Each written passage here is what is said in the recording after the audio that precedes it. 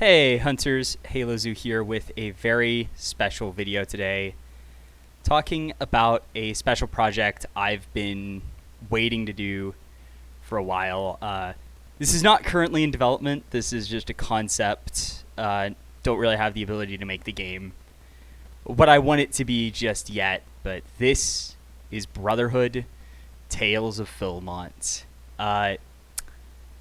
So for reference with the pictures, these are all photos from Philmont with one exception, but it'll be obvious.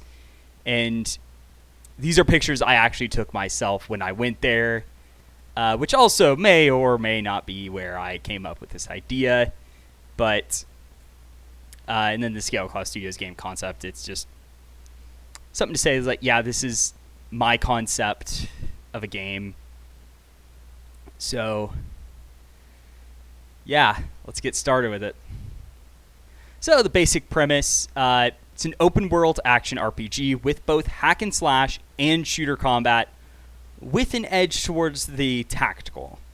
It's going to have 1 to 4 player co-op story mode with online and offline support, plus drop in, drop out ability. So basically, there will be like, and this is just like the base game, there might be other modes where you have more options to have more players, but base game with its story mode, it's going to be 1 to 4 players, co-op, online, offline, and you can drop in, drop out as you want. There will also be deep customization options for each of the 4 main characters in terms of their gear and abilities, so you will have a lot of character customization. And with the drop in, drop out, you will be able to drop in like with... So if you like jump in a game, you'll actually automatically play with the first player's version of that character that you play as. And keep in mind, you actually get to choose who you play as too. So you'll get to choose the main character you want to control, though there might occasionally be times where you do have to play a certain character, or at least that character is mandatory for a mission. But for the most part, you'll just play whichever character you want. You can switch between them if you're not on co-op. But then in co-op, everyone's playing a character, one of the characters, and you're just able to jump in and out, modify the characters. In like ability swapping will be, there will be ways of doing it, which I can talk about later, but the story is set in our world, so Philmont is a real place, and you are actually going to be in Philmont is the idea, where it might be slightly different, but you'll see a lot of places. So it's specifically Philmont Scout Ranch in New Mexico. And a portal to the underworld is opened on Uraka Mesa, which is actually shown here. This is on Uraka Mesa itself. Previous picture, I think, was on the path to Abreu, probably. I have a lot of pictures from that. But anyway, so Uraka Mesa is opened, which brings the return of magic, demons, and other fantastical beings, such as dragons and stuff. So there's a lot of fantastical creatures around the world as well, and they're one of the major enemies you fight in the game. So you will absolutely get a lot of stuff where you're fighting stuff, but the main enemies are going to be the demons who you get to fight, and that's the basic premise of the story. Maybe our world, but things aren't exactly the same, as an advanced magic system has been introduced to our world, plenty of lore around it, and there's a secret history of magic before it vanished. So the idea is that it's pretty much our world up to 2018, basically. But things are going to be changing from that point on, where magic has been reintroduced, demons are breaking free, all sorts of mythical creatures are reappearing, and it's just a crazy time. So it may like start off as our world, but it is like our world, but it's changing.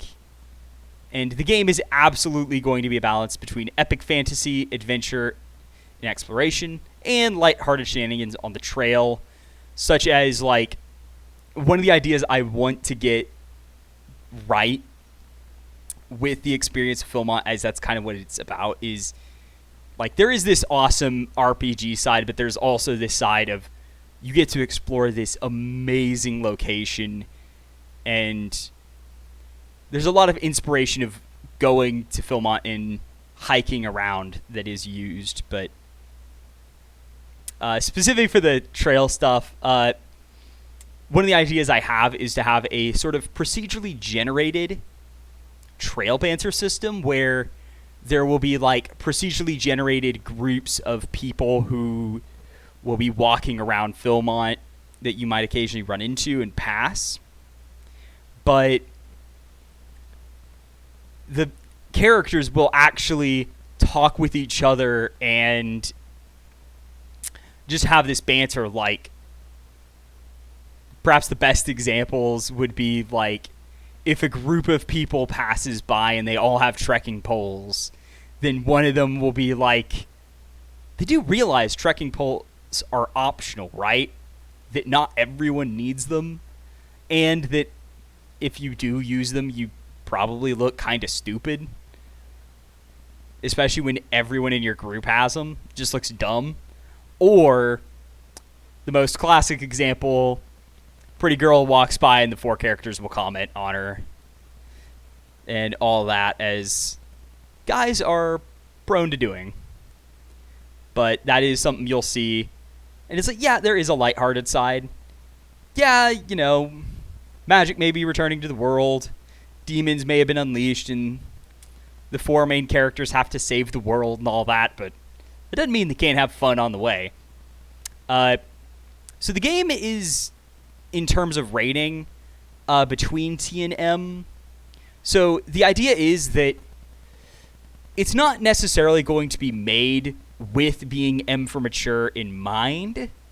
So less profanity, less gratuitous violence, and no sex and or drug scenes. So it's like, it is basically, it's a more mature game in the terms that it doesn't use mature content to the extremes. Like, it doesn't have much in the way of explicitly mature content, and I'd go above and beyond with it, where it's like, it takes itself seriously with that, and it's like, you know, but it may lean towards being more mature, and M for mature for like having some, the occasional lean towards the disturbing with the demons in their layers, but it's like, it's not going for the M rating. It's like, it could be T, but it might occasionally go a bit into where it's like M for mature. So that's the idea with the game, is that it's not intentionally designed to be M for mature. It's designed to potentially be T, though it could end up on the lines of M, where it's like, there's not a lot of quote-unquote mature content that would automatically make it M, but it may end up being where some of it just ends up being making it where it's M for mature. But not the easiest to explain, but it makes sense to me, where it's like, you know, it's not like some games like Deadpool or Doom or other games like that, where it's like they're absolutely M for mature because they just go a bit crazy with the mature content, so to speak. So moving on to the story. So, begins with the four heroes going to Philmont to have one last big adventure together in 2018, having been together in Boy Scouts for over 10 years prior to the story. But an initially unknown force opens the seal of Uraka, and demons are unleashed upon Philmont with magic returning. So basically, the four main characters, they came here to have one last adventure before they part ways. But instead, what happens is it's only the beginning of a bigger story, as the heroes are each given visions from an original hero from the ancient past when Uraka was originally sealed, and that awakens that hero's power within them, allowing them to fast-track their training with magic and combat to help them save Philmont and the rest of the world from the demons that have been set loose on Philmont. Now, quick note, they are not chosen ones. At least not in the traditional sense, where a big idea is that it's not just like, oh, these four people just so happen to be, like, they were always destined to go here, and there was some prophecy surrounding them, or, like, all four of them just so happened to be the chosen ones meant to save the world, when instead it's more like they weren't chosen because they were individually worthy. They were chosen because together they had something that, like, because none of them were the best. Like, all but one of them was in the top 10 and only one was in the top 5, but I will note that that one is more of an exception to where it's like there weren't many good options in the first place, so it's like he made it to the top 5 of the list by virtue of the list being the most difficult to fill out the roster for, so yeah, it's like one of them made it to the top 5, but it's the least impressive one to get to the top 5 of because of how the setting works and such. But 12 of the 24 demon lords, and yes, there's just 24 of them, are known to have escaped, and 10 of them are killed in the base game alone, so you will be dealing with 10 demon lords in the main story and over its course, with the other 2 free ones not showing up directly just yet, but they are hinted at. So basically half the demon lords are dealt with in this story, as it's sort of the initial escape surge. So part of the story is dealing with those 10 demons that have escaped and are active in Philmont. And the finale involves sealing Uraka once more, hopefully protecting the world for now, but the heroes do get to visit the underworld briefly, seeing a distant glimpse of the threats that they may face in the future, including the reveal of the last demon lord you are going to fight, and the confirmation that, yeah, that one's the last one, but I might explain him a bit later. But yeah, so the demon lords are all like, they have different spheres of influence, so, and they tend to have different categories, like you have your more mystical demon lords, your more trickstery ones, your just big hulking brutes, and then your sort of like tactical commanders. And 2 of the ones in this game that I know I'm going to add are the demon lord that is a master of siege warfare and is basically like the siege master, so to speak.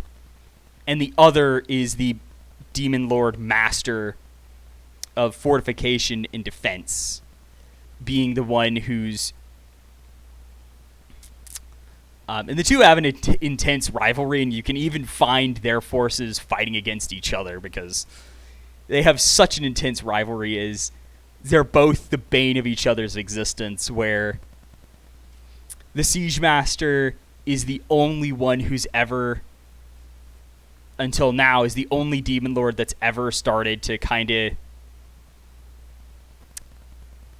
break through the Wall Master's defenses, while the Wall Master is the one individual that the Siege Master can never fully break through the defenses of, and is the only one who can foil his seemingly perfect siege warfare strategies. But as for the others, the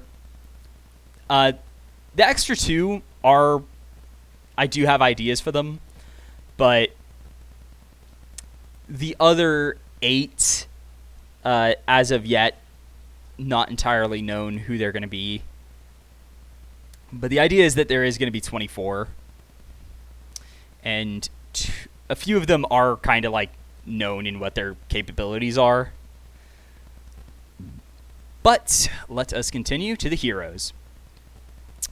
So, based roughly on 4 people I actually know, which includes myself, Trey Jones, which is me, Landon Risher, Cameron Brown, and Braden Farron. So, basically, like, the heroes are inspired by the 4 of us, where, and of course, names are subject to change, but they will have a lot of similarities. Like, the character who is inspired by me is still almost certainly going to have a similar backstory, and he will also be, like, he goes by a nickname.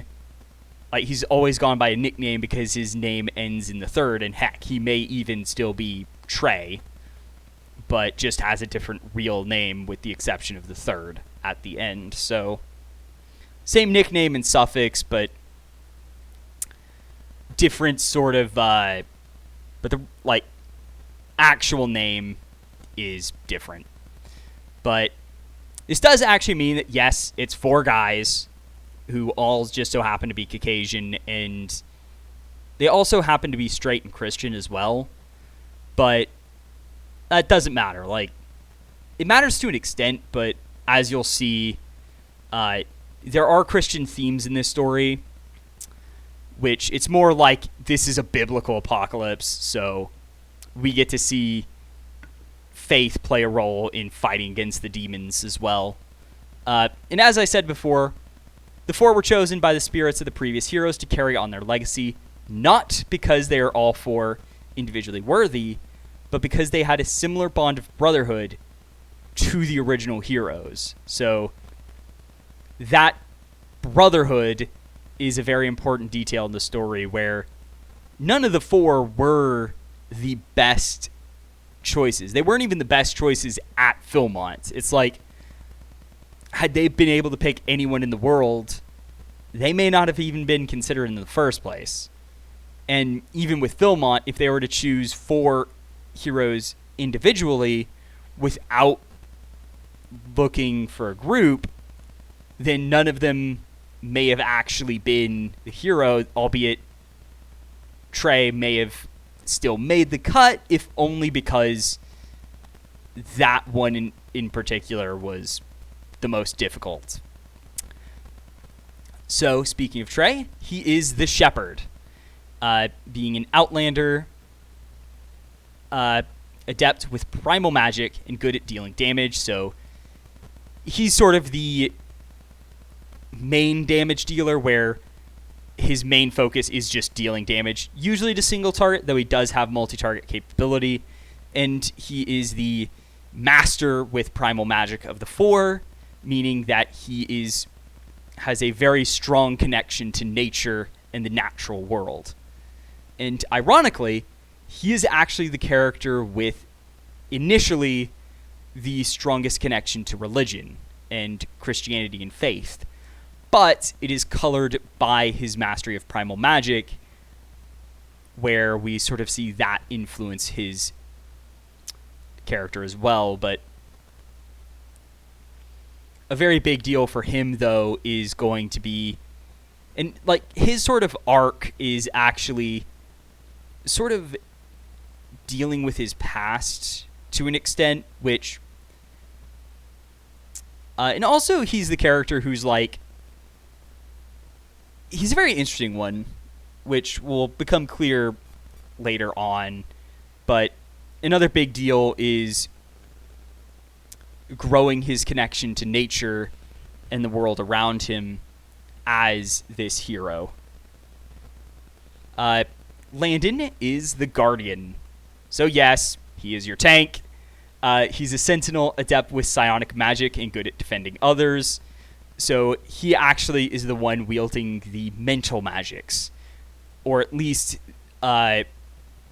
magic with the greatest control over the focus on the self. And he's actually best friends with Trey, so which makes it more ironic that they actually have opposing magical masteries. But that will be explained later.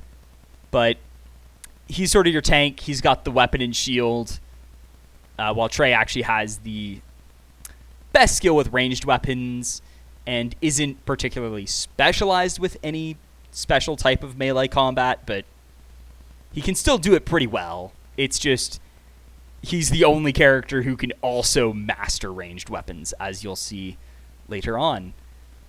Cameron is the leader, being a strider adept with divine magic and good at supporting allies. So he's your healer and your buff guy.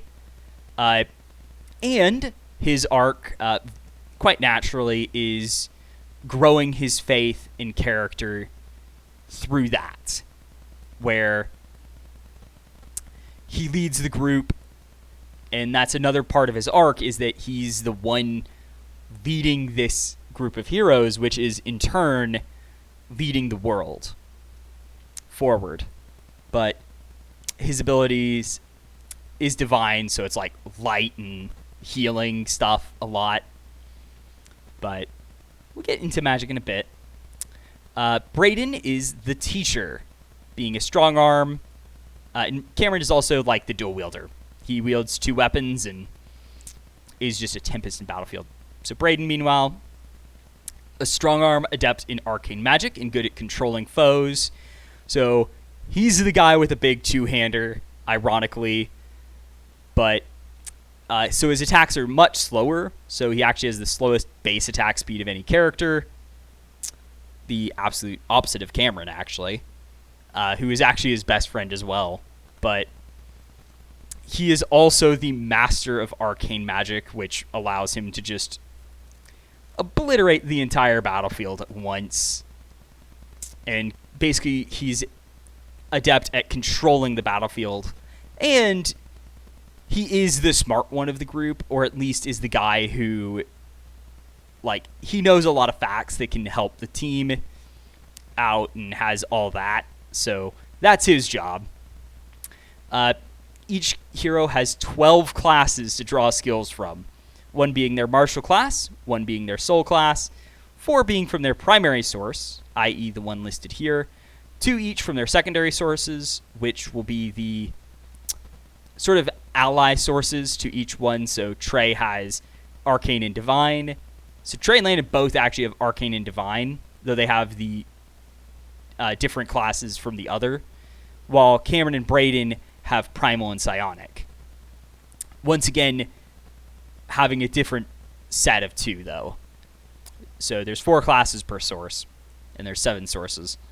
And then also, they have 2 classes of the shadow source, which is a 4th source of magic that can be wielded.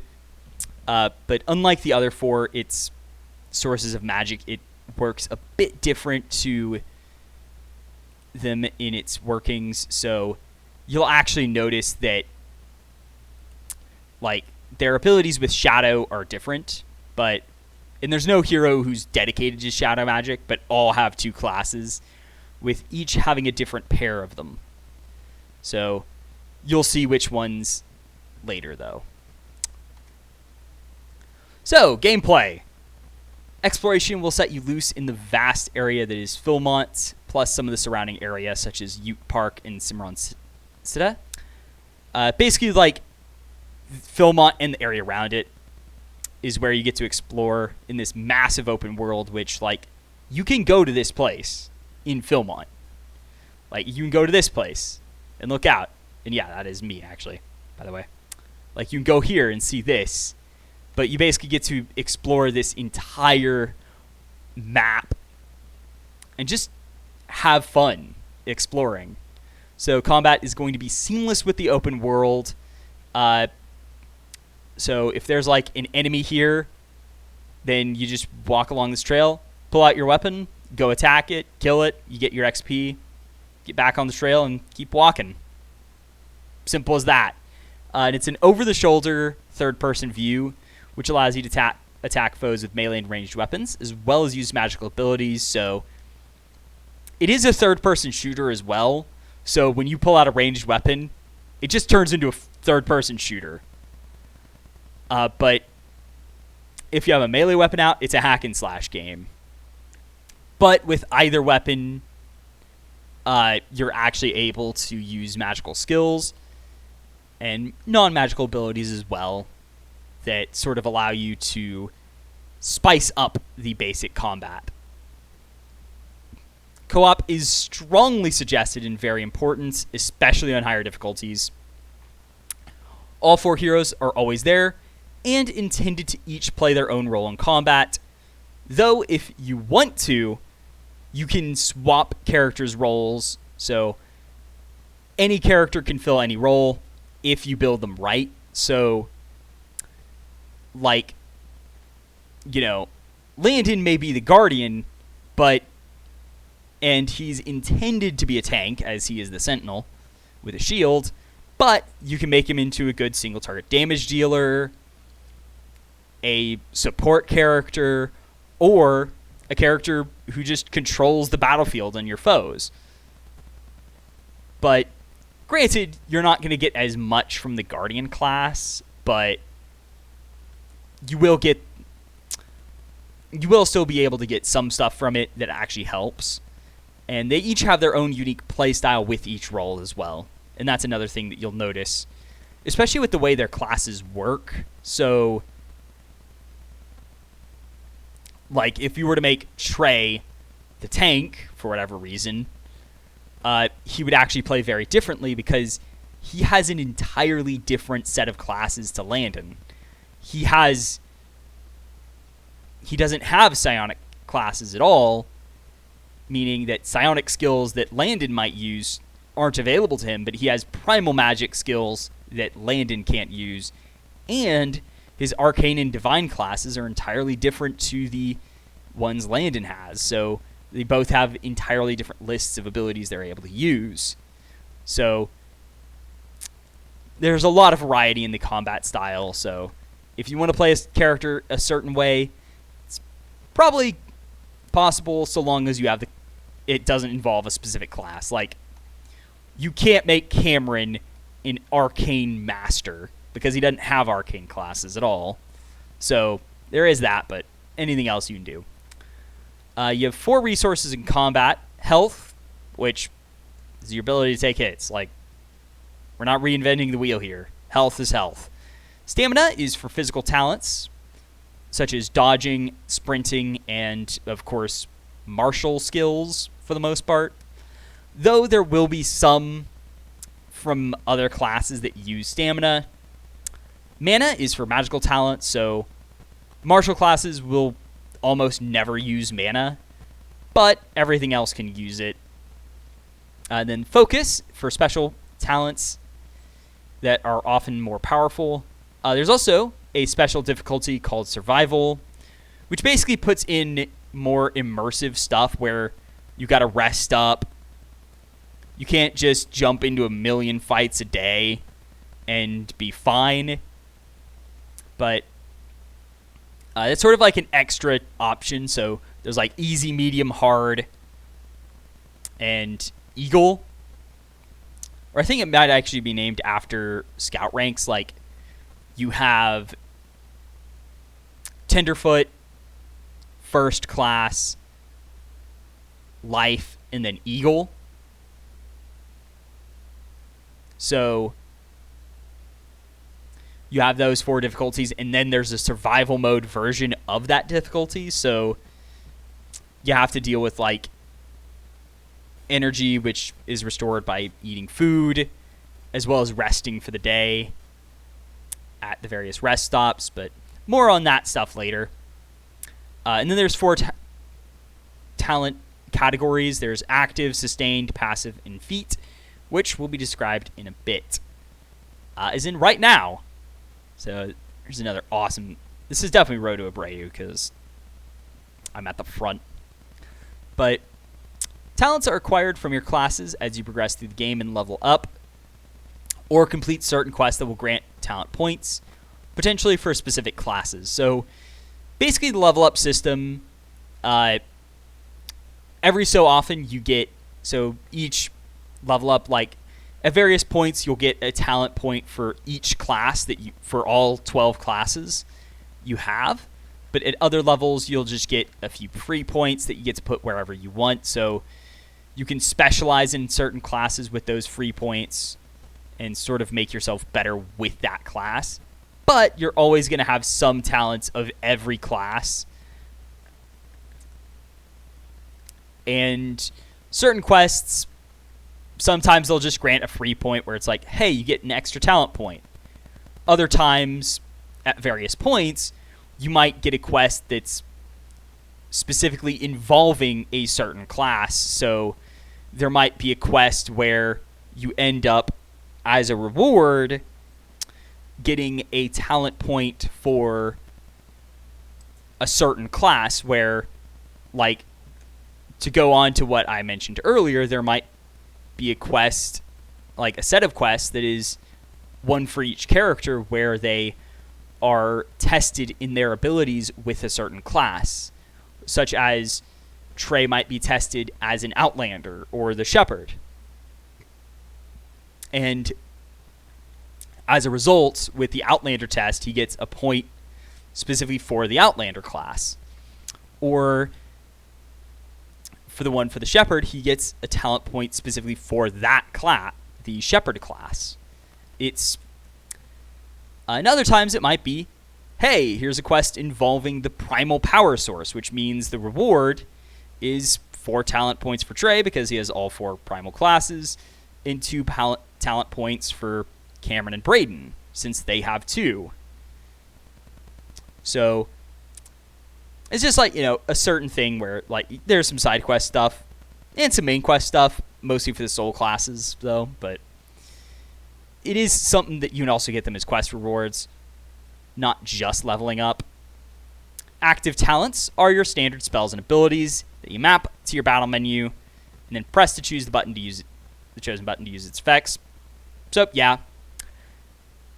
This type of talent is just your standard spell or ability where press a button, do the ability, simple enough. Sustained talents, meanwhile, these can be turned on or off with a button, and these are absolutely kind of inspired by Dragon Age, but so they'll give you a useful benefit for a price, which is usually just going to be lowering maximum mana or stamina while activated, but that can be other effects, like it might slowly drain mana or stamina while active, or it might take health and be at the cost of health. So there's all sorts of prices, but these are intended to be like they're like you switch them on and off, but there's times where you might want them on, but there's times where you might want them off, and so on and so forth. Passive talents, meanwhile, these are simple minor buffs that are just always active once unlocked. So when you unlock a passive, it's always active. So it might be like a boost to damage with certain types of skills, like it might be a boost to your lightning damage or your one-handed weapon damage, etc., etc. Feat talents, meanwhile, they're similar to passive talents, but you can only have a limited number active at once, with some feat slots being restricted to certain types of feat. So the feat types are proficiency, general, class, and character. So proficiency feats are just like mastery over a certain type of weapon, which, it might be, hey, you're a master with sniper rifles, or you're a master with dual pistols, or you're a master of dual-wielding one-handed weapons, or a master of using a two-handed weapon. Or these can also And this can also extend to armor, so it's like you're a master of heavy armor or light armor. But this can also come with adding a proficiency to your class, since it is dependent on your martial class, as you'll see in a bit. But it could be like, as an Outlander, there's one for getting access to two-handed weapons, normally exclusive to the strong arm, but with a proficiency feat, you can take up two-handed weapons. Or you could pick up medium armor, since you begin with only light. Or as a strong arm, you could pick up the ability to use heavy armor, or use a shield with a hand-and-a-half weapon, which we described in a bit. So then there's your general feats, which are just like, hey, this is some basic stuff where it's like, hey, here's an increased mana pool, an increased stamina pool, and stuff like that, where it's just, yeah, any character can use this. It's not specific to any one character, and it's a lot of the simplest ones, but it's there. They're an option. Then there's class, which is the most common, being stuff that's just like, hey, you have this class, here's a feat that is used for it, etc., etc. And then there's character feats. So in the story mode, each character will also have certain talents that are exclusive to them. These can be of any type, but they are specifically a type of feat as well. So in other modes, if there are any, where you get to create your own characters, these abilities, like character feats, are not available to them. It is story mode only. But it might be something like Trey could have a feat that is specific to his character as someone who is both a Outlander and Druid or something. And that is another thing where you will also occasionally see a few talents that are actually only available to a character because they have a certain mix.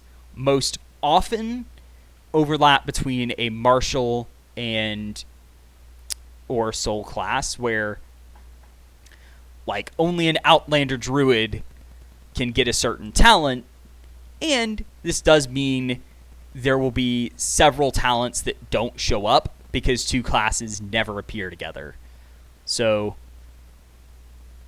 like there are no Outlander talents like the main characters. There's no Outlander talents that overlap with psionic classes because Trey doesn't use any, so those don't exist. But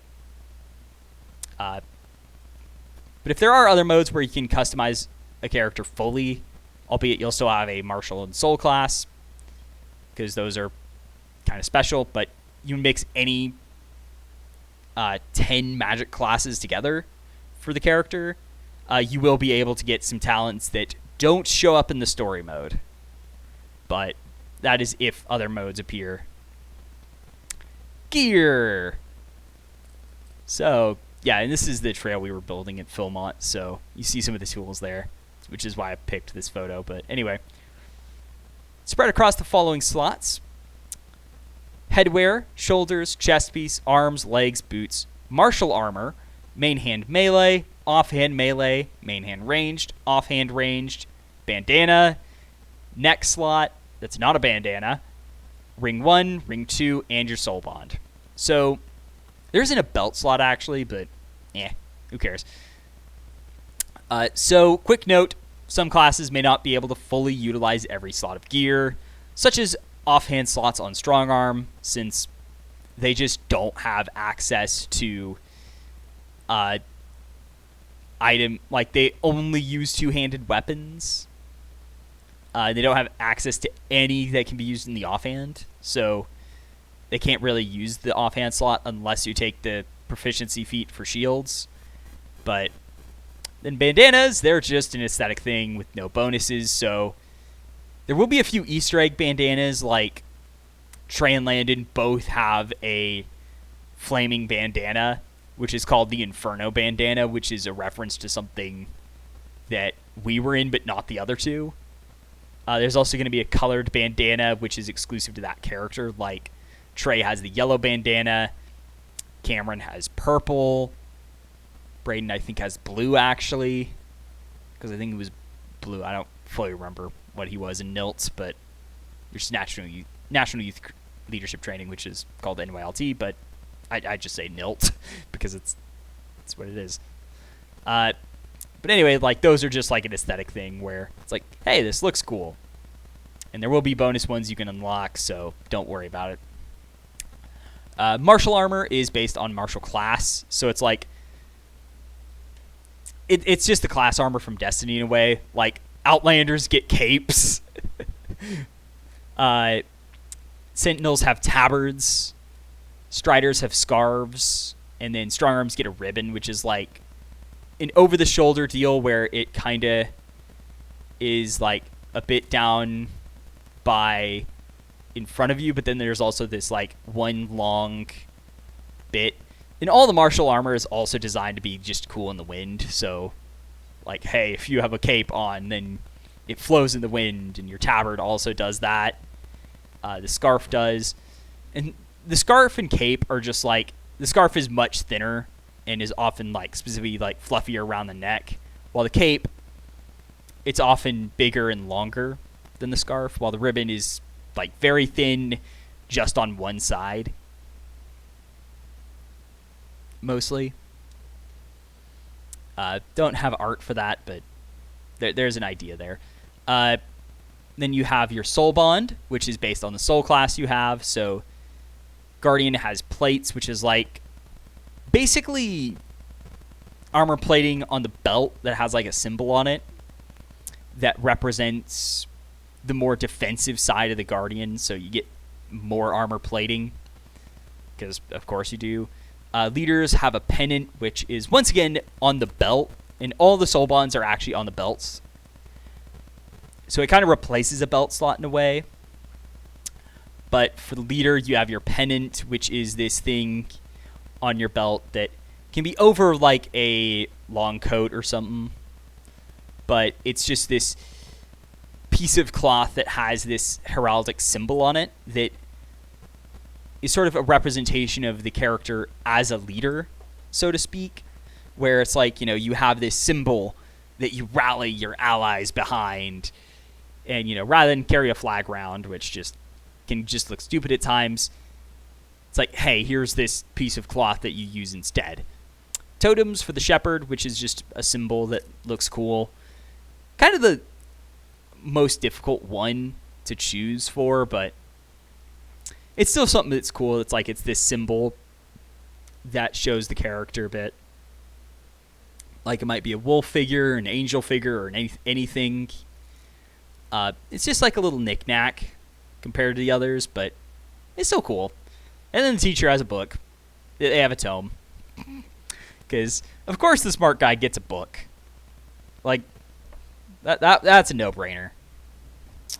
But anyway, so the melee weapon types are actually half-handed, which is like one-handed, hand and a half, or two-handed. So basically the distinction between half-handed and one-handed is half-handed weapons are like your daggers, like very small weapons that are easily dual-wielded, and also, as a general rule, and these are available to everyone but strong arms. So strong arms can't wield half-handed weapons, and they are incredibly fast compared to other weapons, but are incredibly weak compared to them as well, meaning these do not hit hard at all, but you can absolutely attack like crazy with them.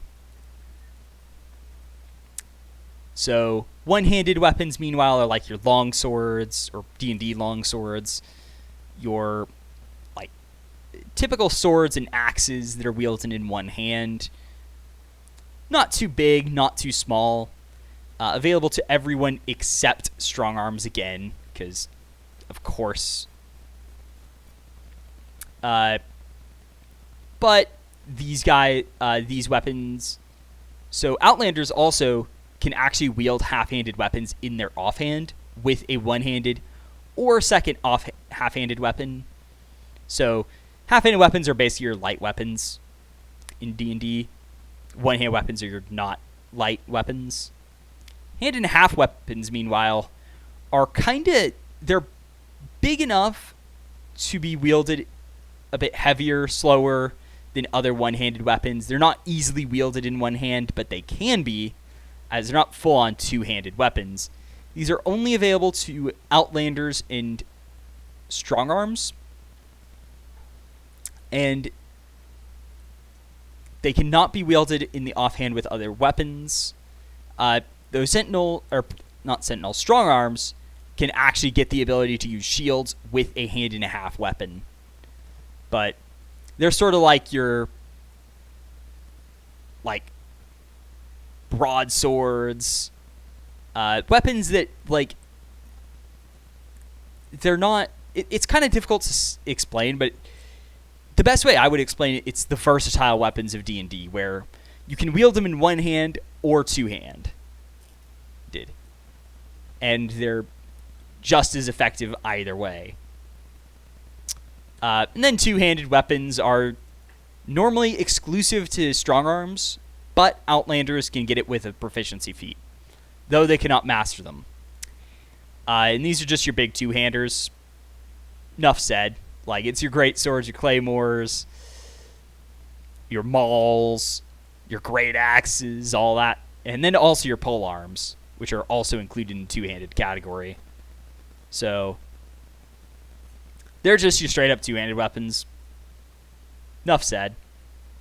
And there will also be axe, spear, mace, hammer, sword categories, etc., with melee weapons, but these are the main types of ones you can wield that actually matter. Those are more aesthetic and slightly mechanical types, but ranged weapon types are a bit different. So they're spread between one-handed and two-handed. So one-handed weapons can be wielded by in your main hand or offhand. Outlanders and Striders can dual wield one-handed ranged weapons, but Sentinels can wield them with a shield, while two-handed are two-handed, obviously. And the weapon types include light pistols, heavy pistols, machine pistols, hand cannons. So hand cannons are basically super heavy pistols that also oftentimes, unlike heavy pistols, these things are big revolvers that can shoot buckshot, slugs, rifle bullets. These hit hard, but they typically have a lot of recoil and do not shoot fast at all. Heavy pistols are your Desert Eagles and standard revolvers, where they shoot pistol bullets, but they still pack a hefty punch. They just aren't as absurd as hand cannons. And light pistols are your typical 9mm 45 caliber pistols, where they don't hit hard, but you can shoot fast. And the machine pistols, any automatic pistol is a machine pistol. You've also got throwing blades and javelins, which are also one-handed, so these are thrown weapons. Throwing hammers are also considered a throwing blade. Javelins have a bit better range, but throwing blades can be thrown faster, usually.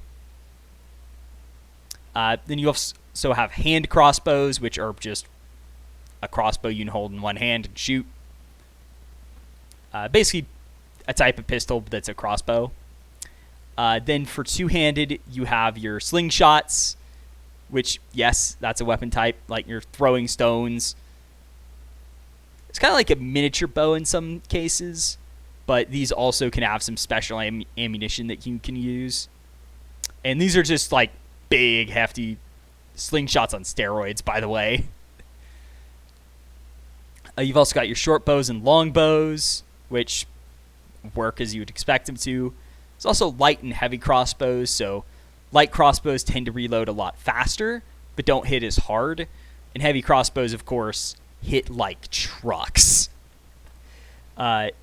Then you've also got shotguns, SMGs, which SMGs are just like small automatic weapons. Assault rifles, which are your slightly bigger, like your medium-sized automatic weapons. And these two can also be burst fire as well. So they're not just full auto, they're full auto or burst. You got your marksman rifles, which are like M14s. Basically, like, they're often semi-automatic or at least fast-firing lever or bolt action, to the point where these can be fired quickly with good accuracy and range. But they're not full-on sniper rifles, where these things have absurd ranges. Like, you could be, like, let's say over here on this cliff, and you could hit somebody over here. Like, you can fire across canyons and stuff with them, with their range and stuff. And then there's machine guns, which are just the big LMGs, though there might also be a few cannons, like, that are just portable cannons that you can carry around. And for proficiencies, basically, Striders have access to all one-handed. Like, strong arms are the only ones who can't use the one-handed ranged weapons. They can only use two-handed, but have access to all two-handed ones.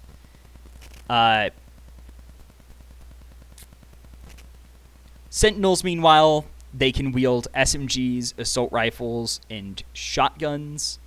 Strider, they can also use machine guns too, actually. Sentinels can use them. Striders can also use SMGs and assault rifles. They can also use the short bow and longbow, as well as the light crossbow, slingshot. Can't use the heavy crossbow, though. It's not available to them. But then the strong arm, of course, can use any two-handed ranged weapon. And the Outlander can use any ranged weapon that isn't a machine gun. That's the one they won't use. But armor, meanwhile, can be light, medium, or heavy. And there's also the shields, which are usually only used by Sentinels, though strong arms can pick it up with a proficiency feat. So that's your gear system. There's also going to be 4 rarities, where it's either common, uncommon, rare, or legendary. So, simple 4 rarity system, with, of course, commons not really having any special traits. Uncommon, the common weapons can have 1 trait sometimes, but it's like 0 to 1 traits. Uncommon is going to be 1 to 2 traits.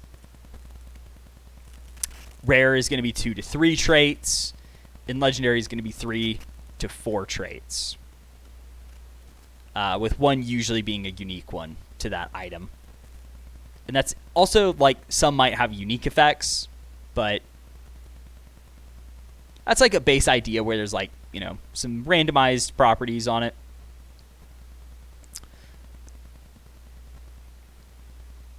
So I didn't put that here, but this is already absurdly long, so there'll be, like, rarity and gear stuff, but that's for later. And then exploration and navigation. So and here's a picture of my group. I believe that's the day we were leaving Uraka. I think. I don't know. I'd have to double check where that is in the lineup, but default is that you must navigate the vast map of Philmont without instant fast travel. Basically, you can't just go to a map, click a location, like a waypoint, teleport to it with a loading screen. No. You can't do that. That will not be an option. Though, there's options to speed up traveling to an extent. So, like, there's no true fast travel, but there is ways to hasten your travel between locations. So, there's no, like, skipping the trip. You have to do that trip. But that's part of the experience that I want players to have, is that, yeah, you're exploring Philmont. there is this amazing world that you get to explore. So explore it. Climbing gear is unlocked as you progress in the story, and I did not mean to hit that. Allowing you to navigate certain areas faster to an extent, and unlock a few special areas that you can't normally reach. So, like, with climbing gear, you could like climb up here directly, and like you could climb up this cliff, like rather than go around the long way, you just climb up directly. Is the idea behind it. There's also mounts, such as horses and donkeys. Other wacky ones are available. These allow you to navigate the world faster than on foot, though it may be difficult in certain spots where passage is short. So, like, let's say here, there's a lot of trees and stuff, so you might have to, like, take some more circuitous routes to get under the foliage and stuff. But for the most part, it's like it's an option, but it's not always a good option, as you may have to weave your way around a bit or temporarily get off your mount and lead them forward. And you will be able to call your mount from anywhere. So mounts, like, they're basically just, hey, you move faster for a time, like, while you're on it. There's also on trails, such as, like, this or this, you can sort of like time-lapse / autopilot travel between campsites and other rest stop locations. So basically any place where like you can spend the night at Philmont is a camp / rest area. So you're able to rest up at them, and that's supposed to say rest the night. Anyway, just notice that. So basically, like, you can sort of like autopilot. So rather than have to manually walk your character all the way along this path, you can just say, press a button and say, hey, we're going to just auto travel between them. So you can kind of get up, set the controller down for a bit, and just let them travel. And you can also like speed it up where it's sort of like a time lapse to get there faster. And then at certain places marked as turnarounds, you can actually call in a van to carry you over to various other turnarounds relatively fast compared to the other options. So like basically you just get a car. It's basically just getting a cab, but you have to go to certain locations for it. So, which is pretty much just any of like the big permanent camps will usually have a turnaround nearby. There's also a few like specific turnarounds that you will find around the world, and you can only go from one turnaround to another on them. So you can't just call a cab to bring you like to Uraka Mesa. No, you have to walk there, but you could go to, like, you call one in to get you to Abreu from like the one. There's a turnaround by Lover's Leap, like you can get from there to Abreu and then go up to Uraka Mesa from there. So then, speaking of camps, they allow you to rest the night and level up and recharge your energy for the day ahead. So in survival mode, this is very important, but basically it's like in normal mode, it'll just be like, hey, your health, stamina, mana are all instantly restored and all of that. So your resources are automatically maxed as you've rested for the night. And you have to level up at these camps, but that's simple enough. Certain camps also have various activities to enjoy and or useful services that can help you. So there's some minigame content here as well. So you might be like going out to spar pole, like you might be going out and exploring the world, and suddenly you reach this place where you can do spar pole climbing and just climb a pole. Or you might go and there's like a sort of teamwork exercise deal that you get to go through and challenge yourself with. And then there's also services that might be there, like one might have a blacksmith shop where you can craft items and gear. Others might just be a sort of way station where like a shop has been set up so you can buy gear and sell gear and other items, while also getting food, which is somewhat important to survival mode, where you need food to keep your energy up. Off the trails are several locations with unique creatures to hunt, magic surges to investigate, demon lieutenants to assassinate, and more. So this is like kind of your basic side content, which a lot of these are parts of like collect 'em all quests, so to speak, but it'll still be important stuff that you can go do. Like you can have hunt down like dragons and stuff. So like let's say up here on this mountain is a big dragon that you can go and hunt down and slay.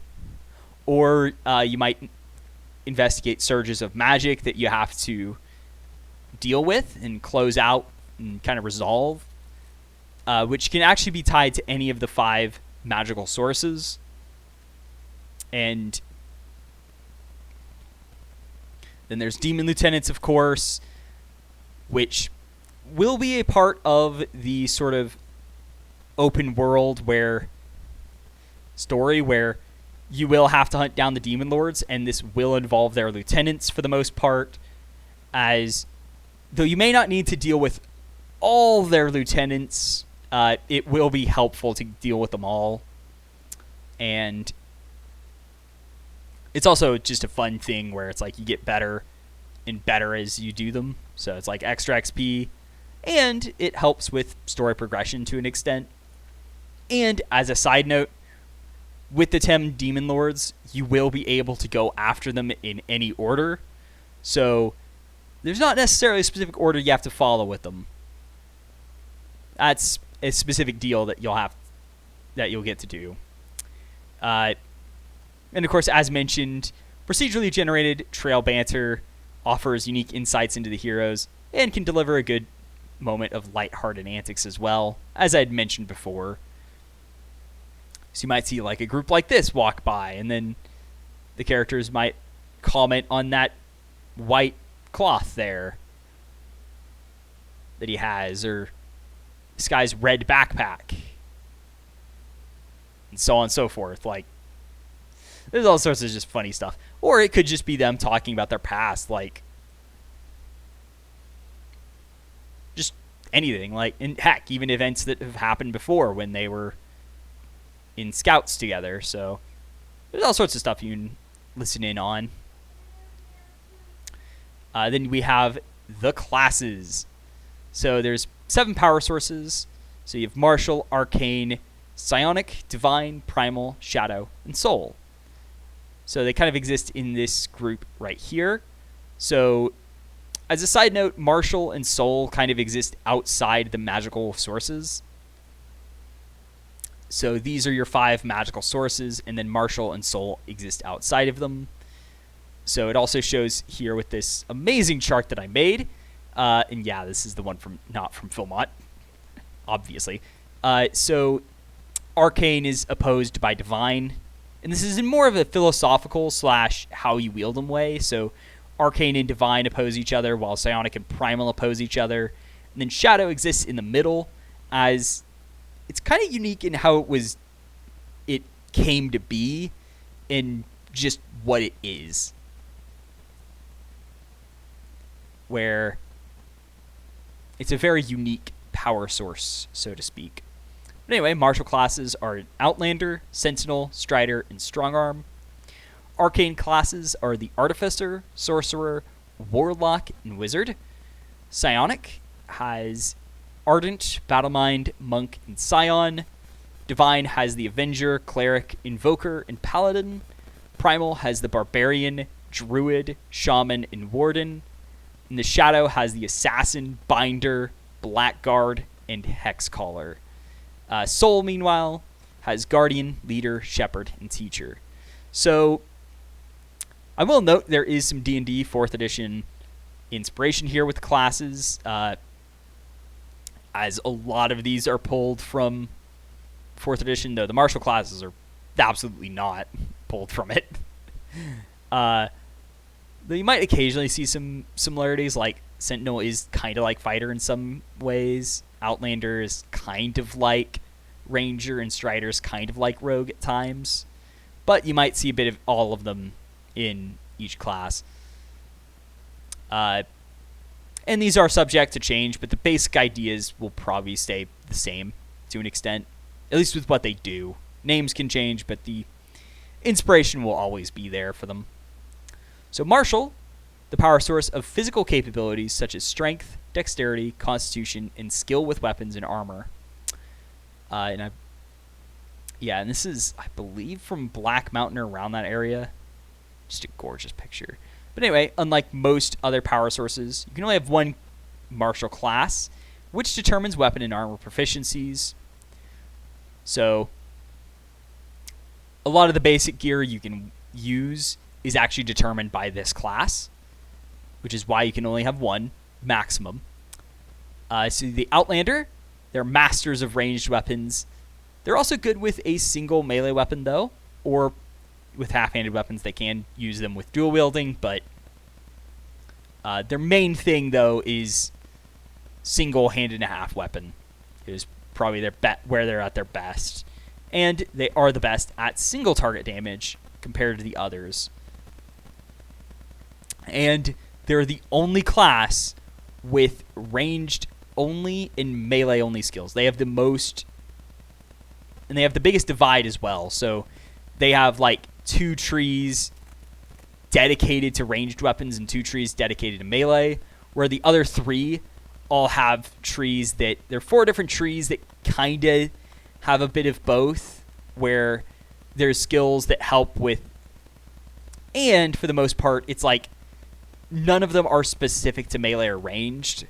Though a Sentinel in particular, you'll notice that some definitely want you to be up close and personal, but you could always be just using a hand cannon. It's like you've got a shotgun one.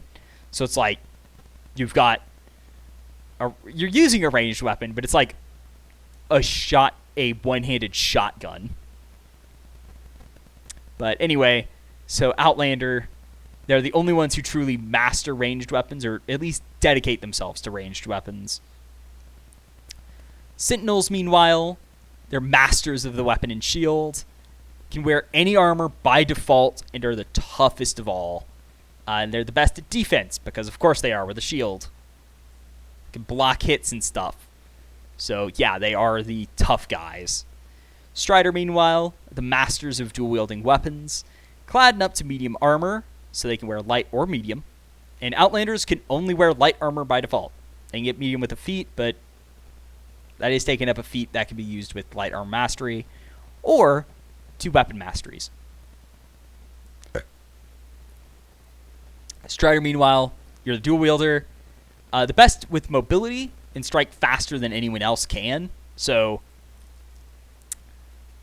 each attack may not do a lot of damage individually, but it's very weird if there's just one hit of an attack.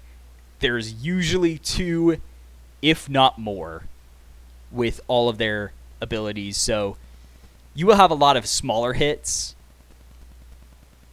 And then there's the strong arm, masters of 2-handed weapons. They wear up to medium armor, and they're the best at multi-target damage, as they often have big, wide swings. So of the martial classes, this one is the most adept at just hitting a bunch of guys at once, rather than just focusing on one little guy to beat the crap out of. So regardless, let us continue with arcane classes. Let's get it. Cool Forest Trail. Probably on the road to Abreu. The magic of ley lines, forces of energy and matter that flow around all things in the world. So basically, arcane is the most pure source of magic in a way, where it's like forces of matter and creation and energy. And it's wielded by understanding the sciences to manipulate the ley lines, either by study or by intuition. And it is opposed by divine magic, as this is more scientific, and it's about, like, it's a lot more based on the real and science to an extent, so it's difficult to wield with divine magic. In the opposition, it's not so much like they're enemies, as in they have opposing philosophies that mean that it's canonically incredibly difficult to master both at once. So canonically, there's no one who masters both arcane magic and divine magic. Similarly, there's no one who masters primal and psionic magic at the same time, because they have opposing philosophies and ways of wielding them. So arcane is the scientific one, and divine is counterintuitive to that in a way. That said, it's not impossible to wield both, as heck, the 4 heroes are actually able to wield it. Like, Trey and Landon both wield arcane magic with divine magic, but it is because they are masters of a different source of magic that is sort of between the two. So the Artificer class, these are the masters of mixing magic and science together. So they truly take the scientific aspect of it and turn it up to 11, as they infuse items with mystical energy to empower and even animate them. So you might be like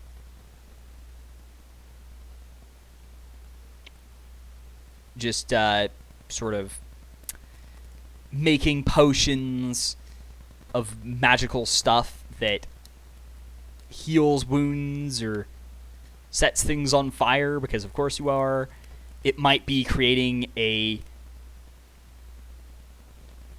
rune on your weapon that makes it shoot fiery projectiles or just ignites the blade on fire, depending on if it's ranged or melee.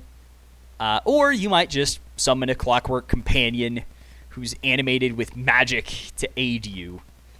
So it's kind of the traditional artificery stuff, where it's just, making stuff with magical energy, like mixing magic and technology together in combat. And also chemistry, because why not? Then there's the Sorcerer.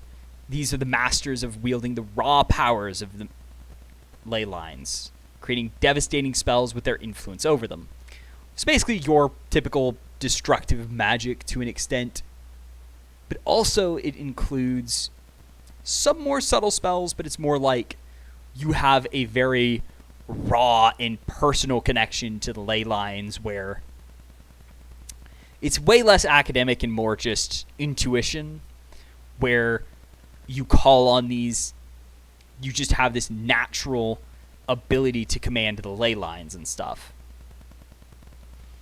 So Warlock, meanwhile, they're masters of wielding eldritch powers, being able to use spells to weaken and manipulate others or just harm them. So they're kind of like, they have more of an intuited way, but it is often inspired by mystical beings, such as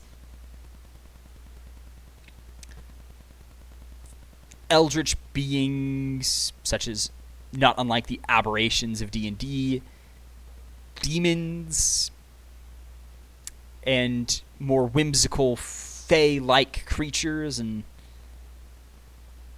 even like undead, shadowy powers. But it's not explicitly shadow power, and they're not necessarily like traditional warlocks where they have a patron, but they do borrow some powers from that and use that power to manipulate the ley line, like use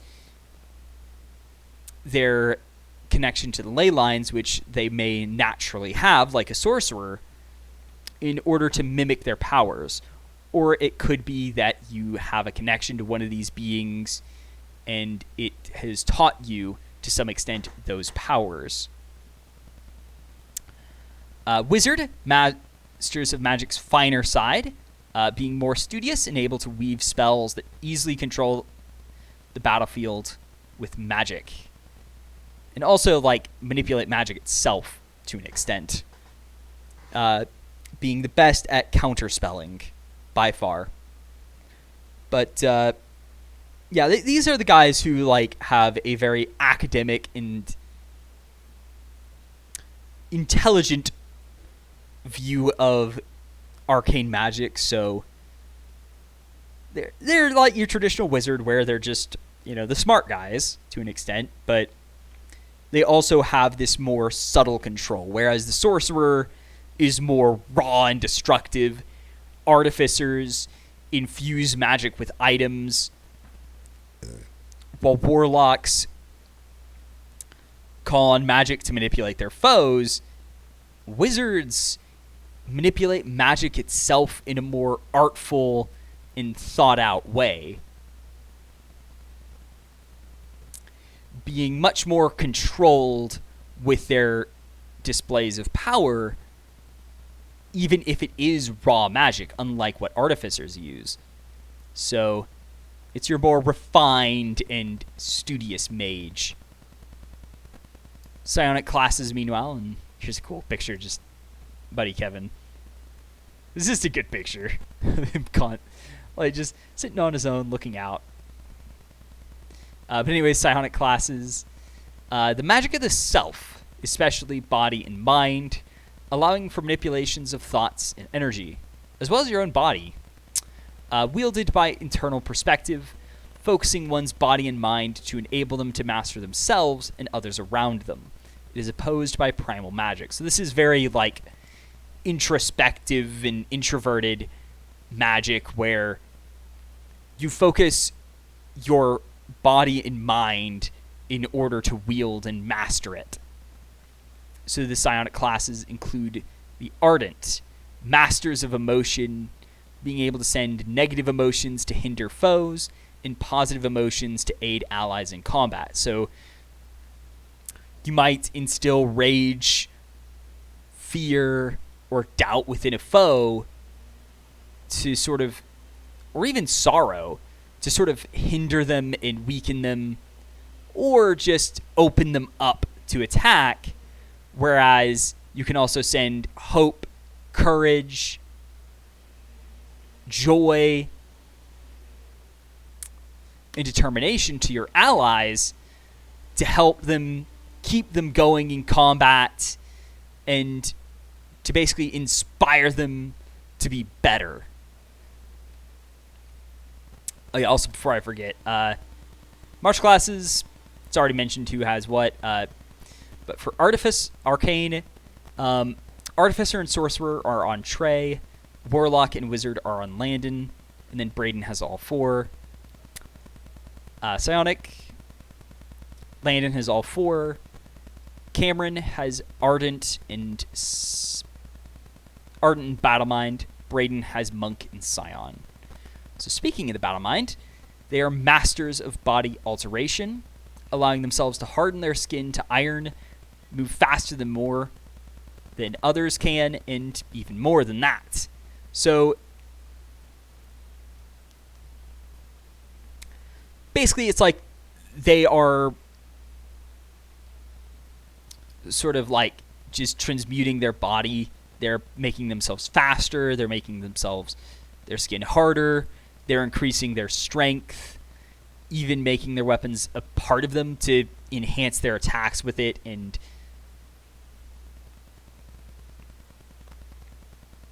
also making it where they can't be disarmed and stuff like that. They might also occasionally infuse their body with like fire or elements, but usually it's just like what is described here. Monk, meanwhile, masters of the martial arts, using psionic discipline to hone their bodies in order to push it to the limit and even beyond normal martial talents. So, like, it's not martial because it is a much more spiritual discipline than normal, like, martial abilities are. And it's also, like, what monk is able to do just pushes the boundaries of what would normally be possible, like igniting your fists on fire, like breathing out a gout of flame, jumping and twirling in ways that shouldn't be possible, especially with the armor you're wearing. And it's just all sorts of stuff where you're pushing your body to the limit and beyond what should normally be possible, where like your psionic abilities let you push your body further than it like anyone would expect. So that's why it's here and not in martial. They're also able to do unarmed combat, being one of the only, often using kicks, punches, and even like hip checks and stuff in combat as well. Scion, masters of the mind itself, using both telepathy and kinesis to influence the world around them with their thoughts. So you might be hurling foes with telekinetic force, attempting to break their minds with telepathy, or just the classic pyrokinesis and stuff, igniting the air around them on fire, zapping them with like static electricity summoned from your mind, or creating forms of creatures from your dreams and such in order to attack and fight your foes. Divine classes, and this is Lover's Leap, where I'm just standing there. Just awesome pose. So divine classes, the magic of faith, calling upon light to smite evil and life to mend wounds. And actually, before I forget, I'm going to mention this. That's by the edge. Like, literally by the edge of that cliff. That's where I am. I'm just standing there. But anyway, divine power is wielded by belief or zeal, often through religious prayer and discipline, though trust and hope can also help. Zeal can offer an alternate path outside of Christianity and Judaism. It is opposed by arcane magic. So this is basically the magic of from beyond and above. It is holy power made manifest, which is why Christianity and Judaism is a main path, as it's very much proven that God is a very real thing, as are the demons and devils of hell and the underworld, where that have been unleashed upon the world.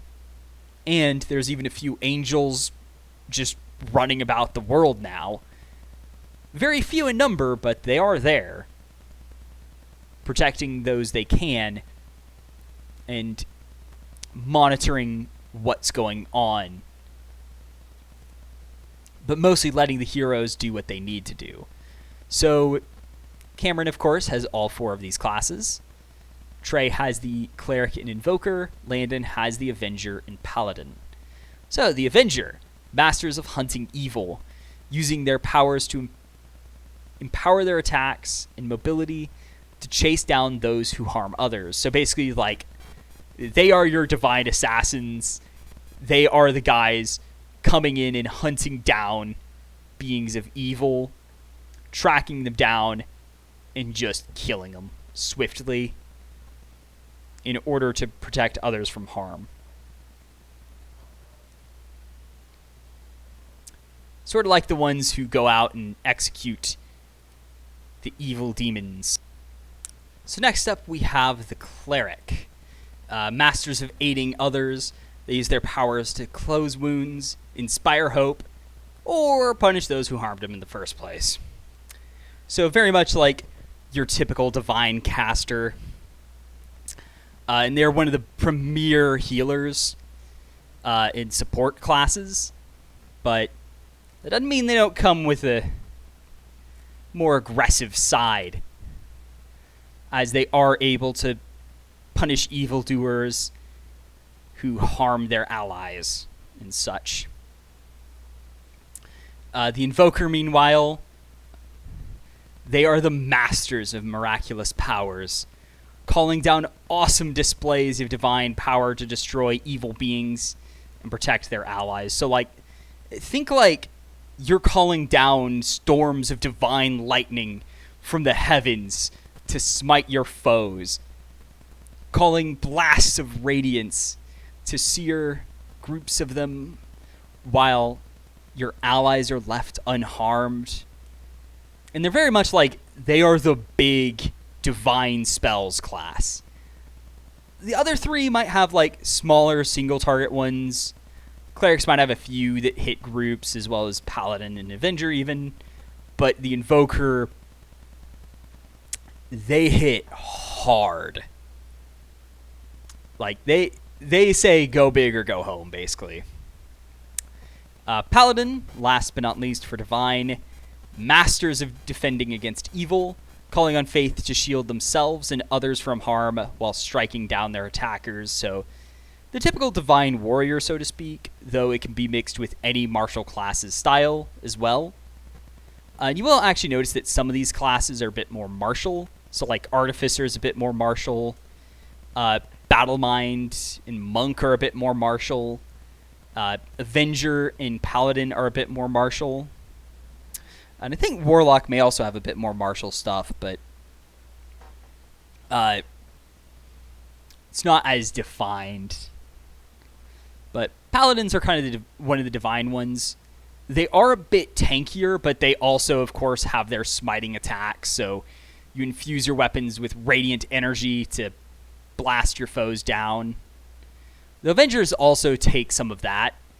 Though Avenger is more single target, Paladins have a bit more multi-target. And also they have a bit more, like, weaken your enemies, while Avengers also have some mobility mixed in. Next up, we got Primal classes. So the magic of nature, using beasts and plants, or earth and sky, against those who threaten the natural world. Because, I mean, look at this. Who wouldn't want to protect this sort of beauty? Like, this is just a gorgeous spot. And once again, I think I'm 99% sure this is, like, Trail to Abreu. Or, no, actually, I do know that. That was, like, Trail to Abreu. That's such a beautiful trail, I swear. Like, I think it was Apache Springs to Abreu. Trail we took is just gorgeous. I just have to say that. Not entirely relevant to the video, but I gotta say it. I really do. But anyway, primal magic is wielded by connecting with the natural world and your natural self, forming with the very primal spirits that fill and protect it, looking outside yourself, which means it's opposed by psionic magic, because primal is very outwards. Like, you connect with the world around you, not you yourself. So it's more extroverted and extra perspective than introspective. So the primal classes, we have Barbarian, which is available to Trey and Cameron. Druid, available to Trey and Braden. Shaman, available to Trey and Cameron. And Warden, available to Trey and Braden. So Barbarians are masters of primeval rage. They are more martial, alongside Warden. They call the spirits to strengthen their attacks with greater power and protecting themselves, somewhat. Still a bit of your classic, like, raging warrior, diving in with a war cry on your lips. They do have a bit more of a mystical side, and the flavor of their rages is you're calling primal spirits into yourself to aid you in battle, which is a risky thing, as you sometimes have to be careful with what spirits you allow to sort of influence you, as the spirit does influence you. So it can have some side effects, but for the most part, you are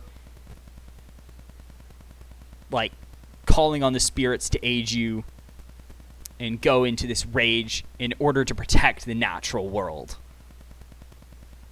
So they are one of the more physical magical, quote-unquote, magic classes, but they are one that has a mystical edge with this spirit side of their powers. Then we have the Druid, masters of natural power, either calling on forces of nature against their foes, such as water, plants, earth, or storms, or summoning animals to aid them, or just straight up fighting as animals in combat, literally. So wild shape stuff is available. You can become a bear and just maul your opponents. So yeah, that's just too good not to include, honestly. But then there's the shaman, masters of the primal spirits, or at least calling upon their aid. So they call on spirits to heal allies, attack foes, and control the battlefield walking by the shaman's side. So basically you summon a spirit companion who aids you in combat, and also calling upon other spirits as, like, you know, rather than just shooting a blast of lightning at a foe, you call a spirit of fire that might take the shape of an eagle or a wolf that then jumps or, like, strikes at your foe for you, where you're calling on the spirits directly to attack your foes and such. The Warden, meanwhile, are masters of primal transformation, infusing their bodies with primal energy to help them in combat, both offensively and defensively. So, basically, your skin turns to wood. You might take on bestial features, but unlike a druid, who literally becomes an animal, you take on aspects of primal magic into yourself. So you might infuse yourself with the power of primal storms, like the power of storms and stuff. So, like, clouds form around you a bit, lightning and thunder roll off you, rain kind of drips down from your body, or your skin might turn to stone as, like, rocky spikes start to kind of form from your armor, or your features might take on a more bestial appearance as you take on the features of a bear or wolf or cat or whatever animal you choose, and it helps you fight in combat. So it is more physical, but it's like your body is infused with primal energy. Similar to the Battle Mind, but the Battle Mind is more like... but Warden is more like, I would say, mystical, and, like, it's much more of a natural way, whereas Battle Mind, it's more... it's more of, like, the traditional body alteration. Like, you might... it has less of a natural undertone to it. So they have similar concepts, but... and this is just an initial concept anyway, but the idea is that they do have similar premises, but they will be taken different directions. So there's that. Up next, there are the shadow classes and the shadow magic. And this is from the Tooth of Time. It's one of my last pictures, actually, but it's like dawn has just risen because we went there to see the sunrise, which is absolutely gorgeous, by the way. So the magic of void, madness, shadow, and death. The truly dark side of magic. So shadow is a bit different. The other four sources of magic were, like, originally a part of creation. So these four were created intentionally. The power of the ley lines, the body and mind, of faith and heaven, and the natural world, as well as the physical skill and capability. And then soul isn't really a power source, it's just a weird thing that it'll be explained later. But shadow is, well, perhaps most fittingly, it is the shadow of those 4 magical sources. So it's actually a collection of each source's dark reflection that can easily be wielded together without a connection to the reflected source. So basically, whereas arcane is the power of ley lines, of creation and energy, shadow has the power of void. Psionic is reflected into madness, divine, shadow, and primal, death. So, unlike the main sources, though, you don't necessarily need to have a connection to nature to wield the powers of death. You don't need faith to wield shadows. And it can sort of be used by just reaching out for it. It's hard to explain, but it is also often associated with demons, but is not innately evil. And that's a key thing where each of the characters have 2 shadow classes. For Trey, it is Assassin and Binder. For Landon, it is, I believe,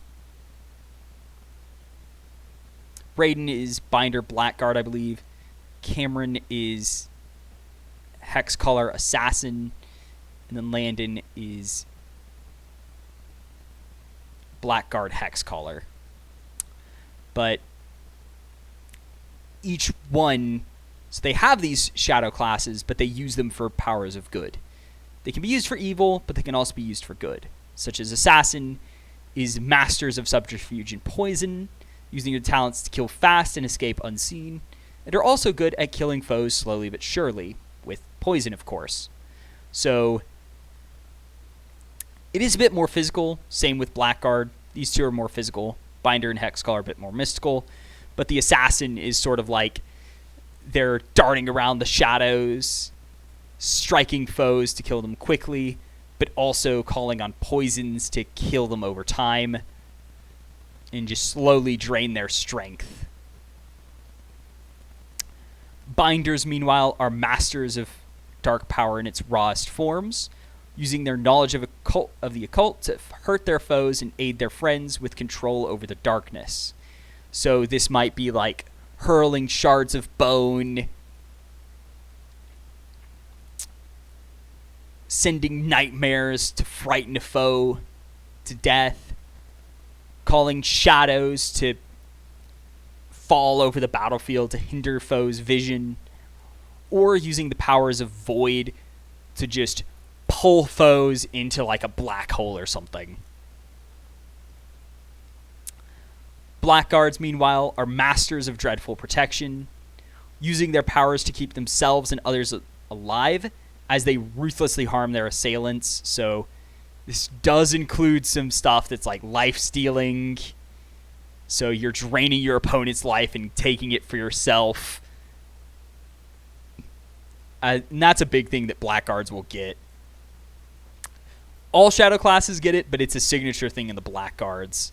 While the Hexcallers are masters of baleful curses, weakening foes and draining their strength to better allow themselves and their allies to triumph. So you're like cursing them with frailty and weakness, meaning their attacks hit softer and your attacks hit harder on them, and all sorts of other stuff. Basically like this is the master of debuffs. Like, other classes have debuffs. Like, Warlock has debuffs. But Hexcaller has a lot darker ones and are more mean with it. Last but not least in terms of classes are the soul classes. Also, here's a cool picture from Mount Phillips. This was when we'd gone for the winch stuff. and we took this side path to go around a bridge. We got to see this little creek in this green area. It was so beautiful. But anyway, cool creek. So Soul Classes, it's actually a set of philosophies that embody the original 4 heroes of old and the 4 new heroes and their like roles and ideals. So only 4 individuals technically use this power source, drawing on their connection to the spirits of their predecessors to inspire them.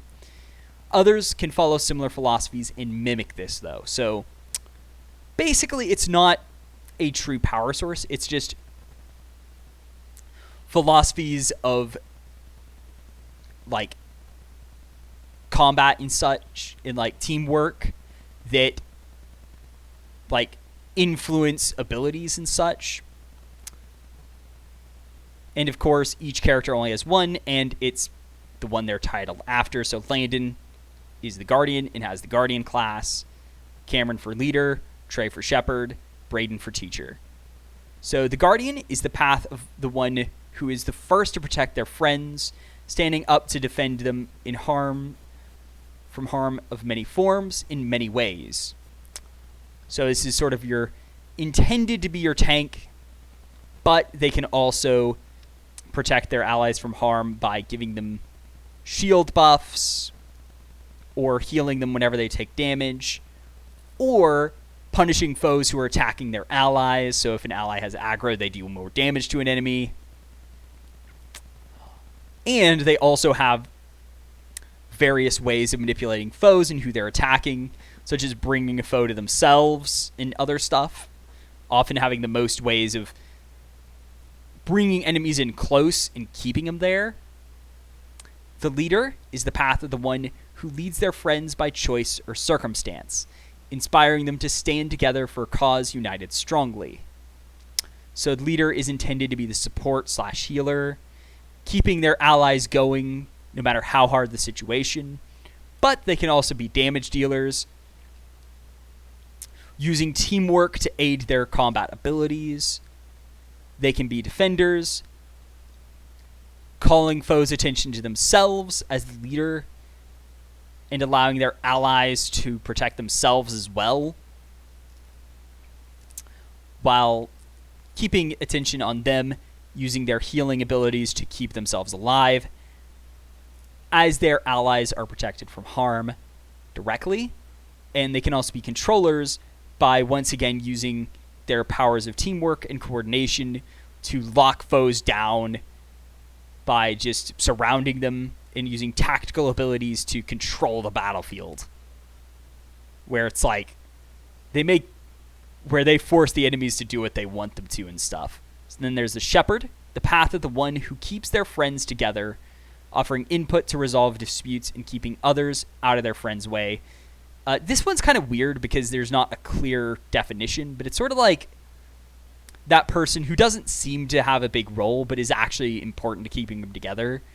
As in the game story, he's actually the guy who inspired this trip to Philmont, like, and said, hey, let's have like one last big adventure and go to Philmont and stuff, which I wish I could have done at IRL, but oh well. But it's sort of like, he's the reason they're all there. And then at various points we'll actually have like moments of he kind of helps them stay together even though there's doubts and stuff. But this is the path of the damage dealer. Though you could also be a defender by using that damage to bring attention onto yourself. Or controlling the battlefield by taking down hordes of enemies at a time.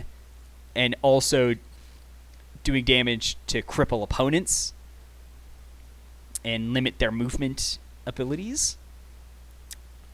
Or they can act as supports, using their sort of abilities to weaken their enemies and open them up to their allies' attacks, while also providing the occasional heal, especially when they're doing damage and killing enemies.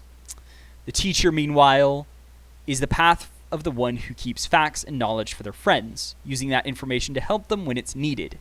So the Teacher is kind of like the guy who knows a lot of stuff that is useful to help out their friends and stuff. And the Teacher is the sort of controlling one often having the most AoE damage and stuff, and their damage dealing path, they often have the most power of AoE damage and can sort of level the battlefield and do plenty of damage to multiple enemies at a time, while they're also able to support by locking enemies down so allies can flank them and such, or like show their allies their enemies' weaknesses. So it's like, hey, attack here for more damage and stuff, while also having stuff that can mitigate harm and also sort of like keep them going and knowing like an herbal remedy that might help them. And they can also be tanks by locking down foes, keeping them away from your allies, and manipulating their positions and stuff, while also being arguably the best at keeping the attention of multiple foes compared to other paths. The Guardians are still like the kings of threat, but they still have the ability to hold threat of multiple enemies if you specialize into it. So that is the classes. So, going forwards with the series, and this is just a cool picture that's like kind of like this open door kind of feel that I like to use this picture. It's a good one for what it is. Anyway, the Brotherhood Tales of Blank. It's actually intended to be a 4-game series, with the ending of the 4th game kind of resolving the original saga's plot by its end, tying up just about every loose thread of the first game. So, the Brotherhood series is just, and it's not intended to be like, oh, there's 4 games, period. It is somewhat open-ended to where there could be more stories in this world, but the 4th game ends with the defeat of all 24 Demon Lords, and resolving the events that, like dealing with the group that set the demons free by opening Uraka, dealing with that group, and basically handling the events that caused all of this, while also sort of determining where the world goes in the future. So, and the 4th game, like the last boss, is absolutely one of the Demon Lords, who is teased in Tales of Philmont, actually, where he's one of the most well-rounded tacticians of hell in the underworld, where this Demon Lord is a master of tactical stuff, and like it sets him up as the last one because he's not trying to break free like all the others were and still are by the end of Tales of Philmont. He's waiting, and he's sent aid to the other Demon Lords specifically to get information on the world, and later on starts aiming his efforts towards learning more about these new heroes and more about them. So it's very much like he's the last of the Demon Lords we're going to deal with, and it kind of, the entire game kind of builds up to that, where he's waiting.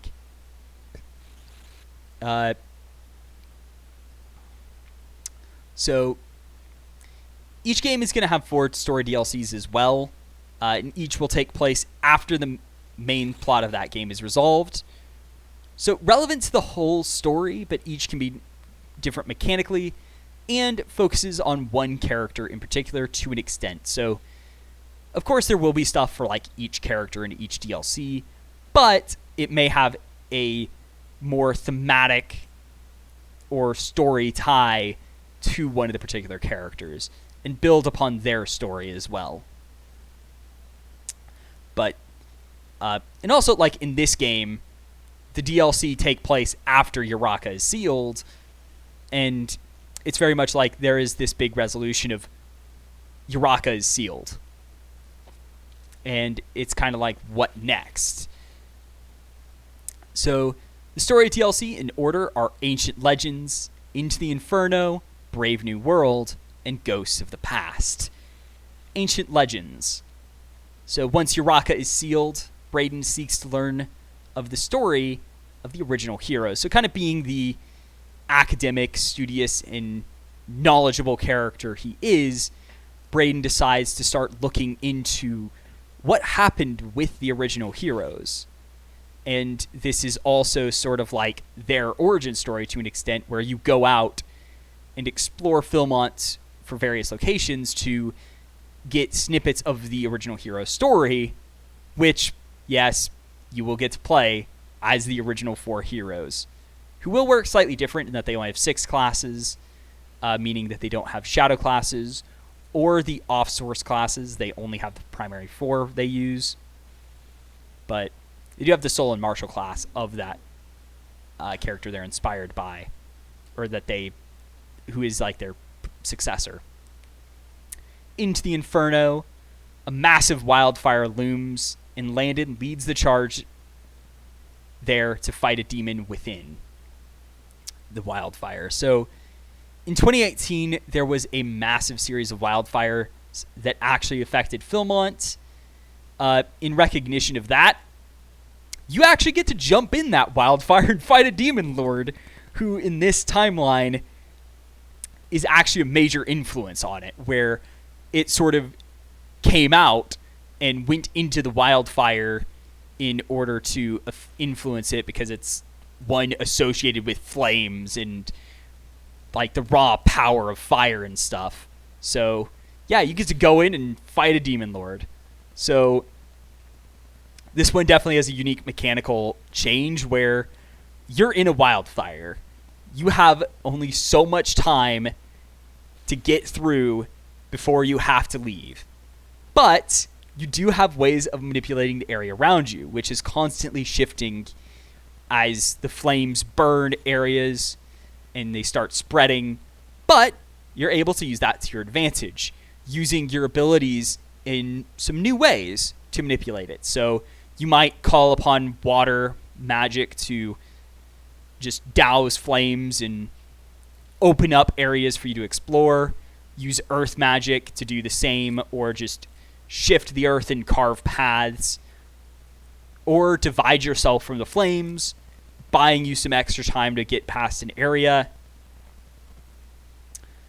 Or you might use pyromancy to light an area of grass on fire and intentionally burn stuff that may or may not be where your enemies are standing. And just using fire to move a patch of flames from one spot to another. And all sorts of other stuff where you're messing with it. And of course, Landon kind of takes a bit of the charge here, as he's the guardian protecting his allies, and the world for that matter, as you get to fight one of the other 2 demon lords that escaped. So the 11th demon lord is in this DLC and is a major force behind the flames.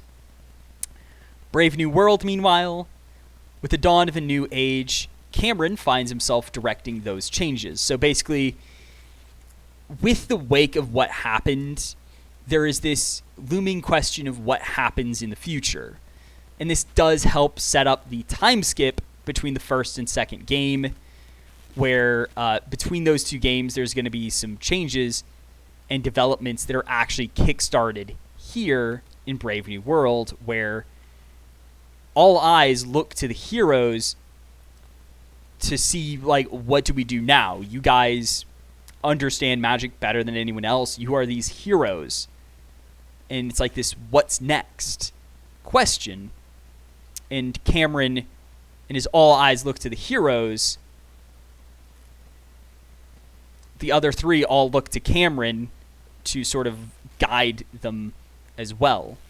He's their leader, and they're leading the world now. So it's like all eyes are looking to him. Even if most of them are indirectly looking at him, he still has this weight on his shoulders of having to, like, help decide what comes next.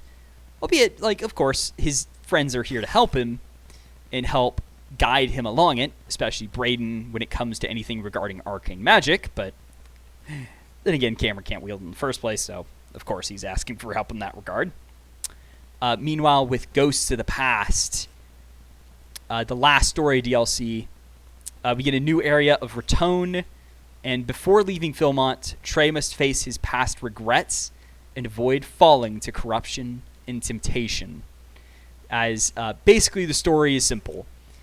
Just before they leave Philmont, they're in Raton, which is where I ended up going before and after Philmont, so it's like how I got to and from there.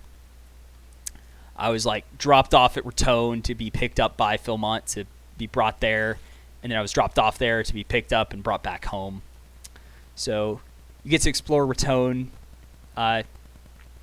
and there's another demon lord, and this one is a trickster trying to tempt Trey into corruption, believing that he can use his past regrets and such to turn him, and his desires to turn him to the side of the demons and get him to betray his friends. So the events of this DLC are, it's probably the most personal one, but it also kind of plays with the idea of, hey, here's a demon trying to turn one of the heroes to the dark side, and you get to go through this story handling that thing as we get to see more of this character's past, as well as some elements of the past of the others, while also dealing with this new group of demons and their cultists. As, yes, demon cultists are a thing, and, you know, you're dealing with them while also dealing with this past stuff. So anyway, here's one last gorgeous picture. This is from Lover's Leap as well. It's just a trail with, or a roadway actually, with like a van, because there's a Lover's Leap turnaround is a place, and there's the road that leads to and from it, and just this gorgeous view. But anyway, I hope you all have enjoyed this video, and I hope you've enjoyed this sort of look into this game. I don't know when I'll even be able to start it, if ever, but one day I hope to do this game, and I hope to do it justice. So I hope you all have really enjoyed this. So without further ado, see y'all next time. HaloZoo out.